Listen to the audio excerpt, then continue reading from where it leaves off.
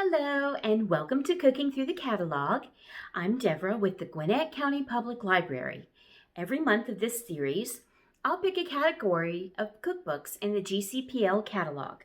We'll learn about the basics of that type of cookbook, talk about a few cookbooks in the catalog, and what I've found in them, and even make some of these recipes in these cookbooks. So for the month of February, I decided to look through cookbooks that were Cajun, Creole, and French. Why? Well, it's Mardi Gras season and Carnival. Woo!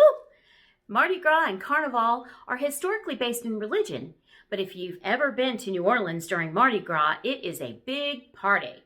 Laissez le bon temps rouler, or in English, let the good times roll.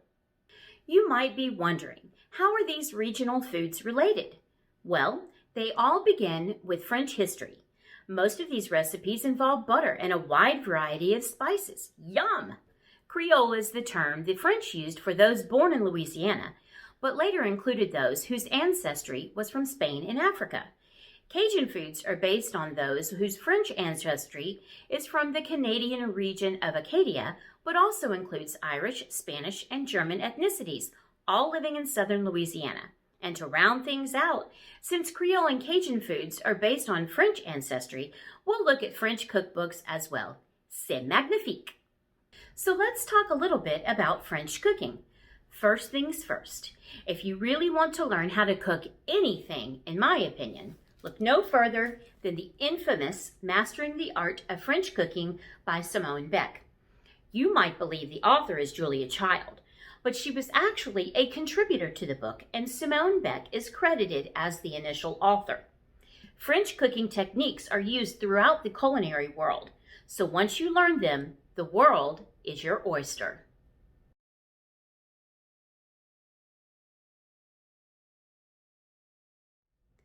For mastering the art of French cooking, I'll make a bechamel or velouté sauce.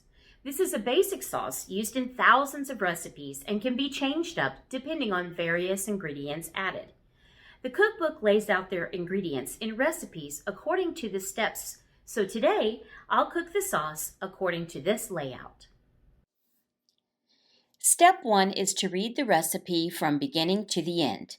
It helps you get all the ingredients and tools you'll need.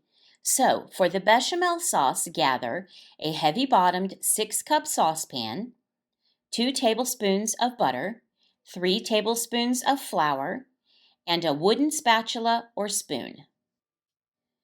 In the saucepan, melt the butter over low heat. Blend in the flour and cook slowly, stirring until the butter and the flour froth together for 2 minutes without coloring. This is now a white roux, which is used in cheese sauces and multiple recipes. We'll also make a dark roux later when preparing some Cajun and Creole recipes. While the roux is cooking, take 2 cups of milk and a 1/4 teaspoon of salt and heat it to a boil in a small saucepan. When the white roux is finished cooking, remove the roux from the heat. As soon as the roux has stopped bubbling, pour in all the hot liquid at once. Immediately beat vigorously with a wire whisk to blend the liquid and roux, gathering all bits of roux from the inside edges of the pan. Set the saucepan over moderately high heat and stir with the whisk until the sauce comes to a boil. Boil for 1 minute, stirring constantly. Remove from the heat and beat in salt and pepper to taste. The sauce is now ready for final flavorings or additions. If you're not using the sauce immediately, scrape it off the inside edges of the pan with a rubber spatula. To prevent a skin from forming on its surface, lay plastic wrap on top and refrigerate for up to 3 days. You can also freeze this sauce for up to 3 months. Creole and Cajun food typically has lots of spices and seafood. Think shrimp, fish, crawfish, and even frog legs. One big difference between Creole and Cajun cooking has to do with the roux that is made. A roux, which we made with the French bechamel sauce, is a base for thickening sauces, soups, and stews that is made with fat and flour. Creole recipes use a traditional roux, meaning it's made with butter and flour plus seasonings, whereas Cajun roux is usually made with lard or oil and flour plus seasonings. The flavor between the two is completely different. One of my favorite cookbooks in our catalog for Creole and Cajun recipes is the Best of New Orleans Cookbook by Ryan Boudreau. I love this cookbook because it includes recipes that are similar to those of restaurants in New Orleans, as well as top 5 lists for bars, restaurants, and places to visit. Here are some examples of popular French, Cajun, and Creole foods. You have the famous baguettes, which are crispy on the outside but soft on the inside. To the right of the baguettes is coq au vin, which is a chicken cooked with red wine. If you've never had it, give it a try. It is divine. On the bottom left is dirty rice, in which the traditional recipe uses chicken gizzards or livers. And on the right is makshu, a famous Cajun-style dish of corn, bell peppers, and onions.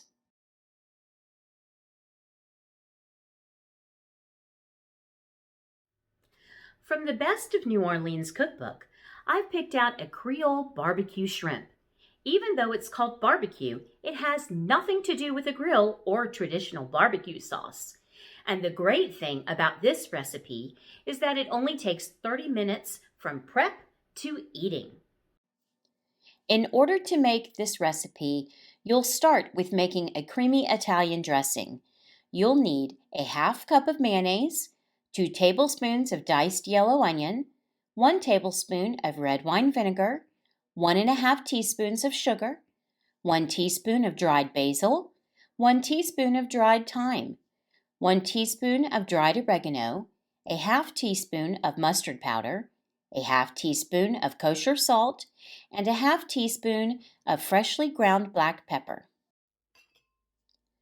In a small bowl, whisk together the mayonnaise, onion, red wine vinegar, sugar, basil, thyme, oregano, mustard powder, and salt and pepper. Then set it aside.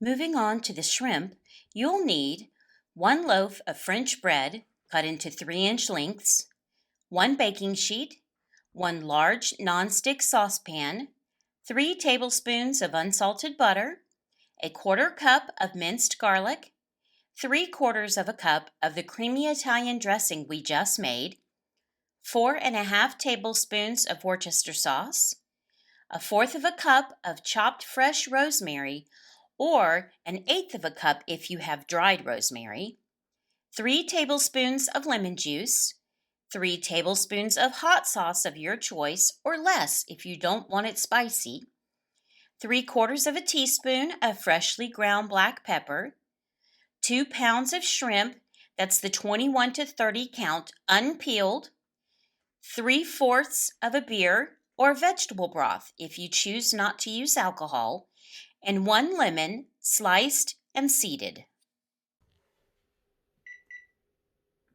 Preheat the oven to 350 degrees and place the bread on a baking sheet. On medium-high heat, melt the butter in your nonstick saucepan. Add the garlic and cook for 2 to 5 minutes until lightly browned. Add the creamy Italian dressing we made earlier, the Worcester sauce, rosemary, lemon juice, hot sauce, and pepper. Stir well and bring to a slow simmer. Stir in the shrimp, then add the beer or broth if you use that, and stir again. Stir in the lemon slices. Turn the heat up to high and cook for about 5 minutes, stirring occasionally until the shrimp are pink and cooked through. Meanwhile, place the bread in the oven for about 4 minutes until warmed. Transfer the shrimp to a serving bowl or dish and serve with the French bread on the side. Make sure you've got extra napkins on hand, as it is a little messy but yummy. And when the shrimp are gone, wipe up that remaining sauce with the bread. You won't want to leave a drop behind. Finally, I love Chasing the Gator Cookbook by Isaac Toop and Jennifer V. Cole. There are little snippets of history, Cajun games, and everything else related to Cajun culture. There's tons of pictures of the recipes, but also of cooking techniques. I'm a visual learner, so these pictures of certain techniques are incredibly helpful, especially if you've never done it before, like cleaning crabs or even how to stuff a sausage. This cookbook is for someone who is not afraid to try something new, as there are some interesting and unusual ingredients. If you're looking to expand your palate and menu, this cookbook is for you.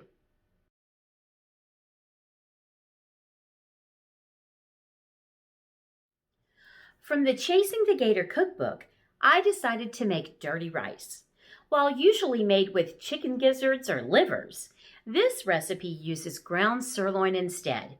It may not look like the dirty rice you've seen at Popeyes, but this is a more traditional Cajun recipe. This recipe is multiple steps. You cook the meat first, then you make a 15-minute dark roux, then the gravy, and wrap it up by combining everything together. Also, this recipe calls for grapeseed oil because it doesn't smoke until a high heat. If you don't have grapeseed oil, you can use peanut, canola, or vegetable oil instead, but do not use olive oil, as it will burn due to the high temperatures used in this recipe. For the meat portion of the recipe, you'll need 1 pound block of lean ground sirloin, 2 teaspoons of kosher salt, 1 tablespoon of grapeseed oil, a half teaspoon of ground black pepper, a half teaspoon of ground cumin, a quarter teaspoon of cayenne pepper, and a half cup of amber beer, or any type of beer that you have available, or beef broth if you choose not to use alcohol. Season the block of sirloin meat just as it comes off the tray from the grocery store, with 1 teaspoon of salt on each side. In a large skillet, heat the oil over medium-high heat until it starts to smoke.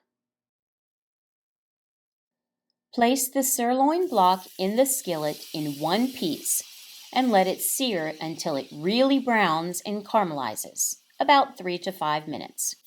Then flip it and repeat for another 3 to 5 minutes. Once the block of sirloin is well seared, chop it up in the pan with a metal spatula or whatever tool you have to sear the inside bits. Add the black pepper, cumin, and cayenne and stir well. Cook for 1 minute. Add the beer or broth if you use that instead to deglaze the pan and cook for 1 minute longer, scraping up any browned bits. Remove from the heat and set aside.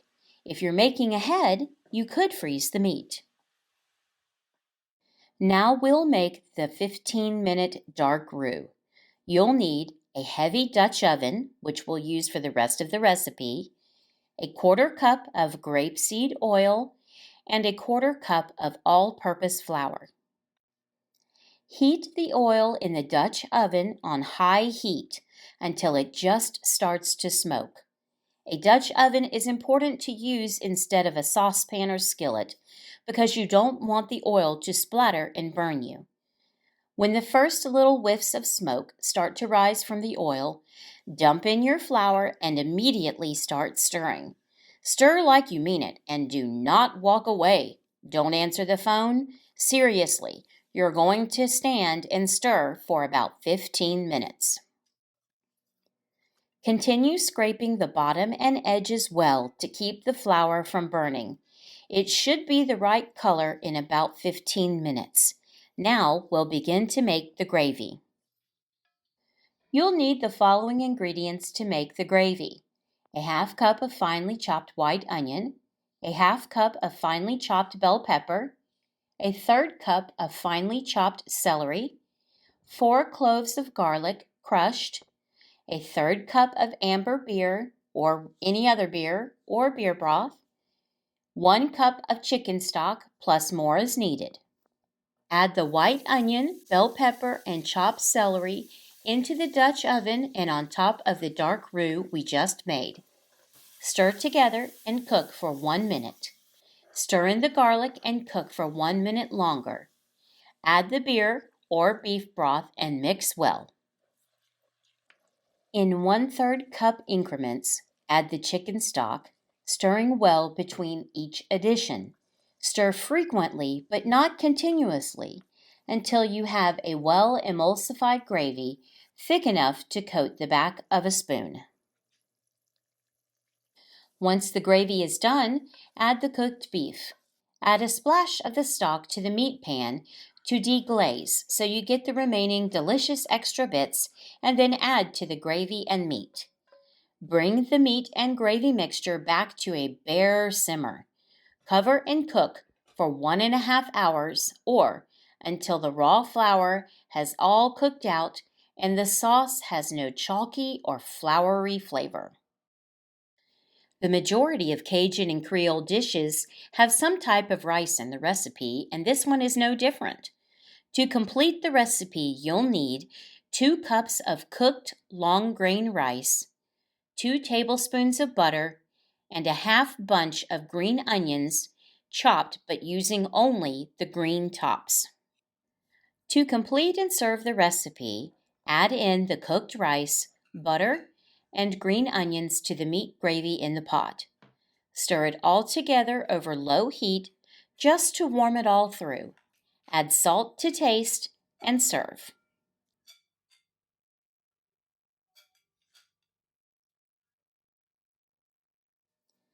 In looking through the library catalog, I found quite a large number of French, Creole, and Cajun cookbooks. These are some of my favorites that I found. They range from simple, quick, and easy to more advanced knowledge of cooking and specialty ingredients. Here are some resources for today's program to help you find cookbooks in the catalog that have French, Creole, and Cajun recipes. There is a quick and easy link. I've also included links about the history of Mardi Gras and famous French, Creole, and Cajun chefs. Thanks for joining us today. We'll see you next month when we learn about the Holy Festival and Indian recipes in Cooking Through the Catalog.